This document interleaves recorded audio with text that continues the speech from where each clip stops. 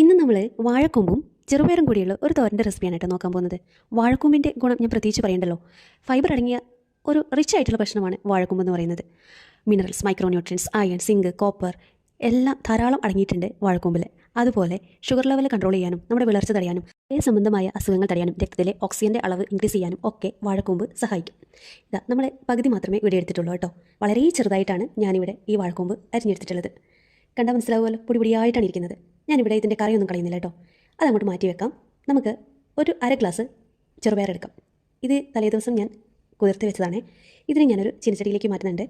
ഇതിലേക്ക് അല്പം വെള്ളം ഒഴിച്ച് നമ്മൾ ഉപ്പും ചേർത്തിട്ട് വേവിച്ചെടുക്കുന്നുണ്ട് കേട്ടോ. അപ്പോൾ ഇത് ഇവിടെ നിന്ന് വേവട്ടെ. ആ സമയത്ത് നമുക്ക് ഈ അരിഞ്ഞു വെച്ച വാഴക്കൊമ്പിലേക്ക് 1/2 ടീസ്പൂൺ മഞ്ഞൾപ്പൊടി, 1 ടീസ്പൂൺ മുളക് പൊടി, ഇത് കാശ്മീരി മുളക് മിക്സായിട്ട് പൊടിച്ച് വെച്ചിരിക്കുന്ന മുളക് പൊടിയാണ്. അപ്പോൾ അതാണ് ഞാനിവിടെ 1 ടീസ്പൂൺ ചേർത്ത് കൊടുത്തിട്ടുള്ളത്.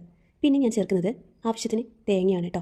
അപ്പോൾ തേങ്ങയും ചേർത്ത് കഴിഞ്ഞിട്ട് പിന്നെ ചേർക്കുന്നത് ആവശ്യത്തിന് ഉപ്പ് പൊടിയാണ് ഞാനിവിടെ ഉപയോഗിക്കുന്നത്.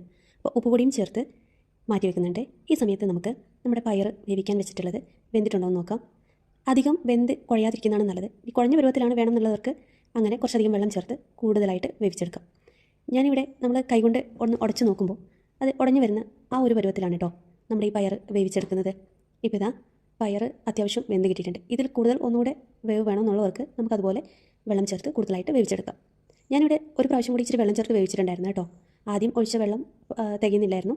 ഓക്കെ, അതിനുശേഷം ഞാൻ ആ പയർ നമ്മൾ അരിഞ്ഞു വെച്ച വാഴക്കൊമ്പിലേക്ക് മാറ്റിയിട്ടുണ്ട്. അതിനുശേഷം അതേ ചീനച്ചട്ടിയിൽ തന്നെ ആവശ്യത്തിന് എണ്ണ ഒഴിച്ച് കടുക് ചേർത്ത് കൊടുക്കുന്നുണ്ട്.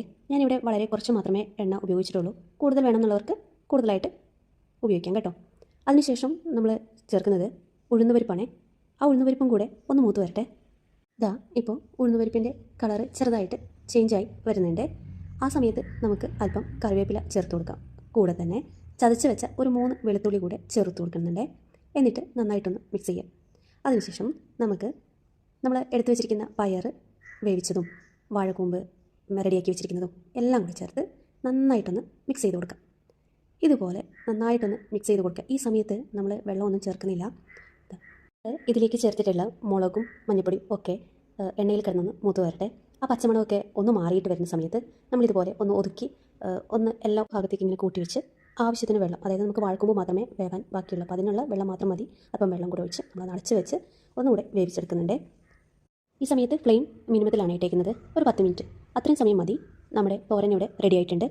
അപ്പോൾ അതൊന്നുകൂടെ ഒന്ന് മിക്സ് ചെയ്ത് കൊടുക്കാം. അതിനുശേഷം നമുക്കിത് സെർവ് ചെയ്യാം.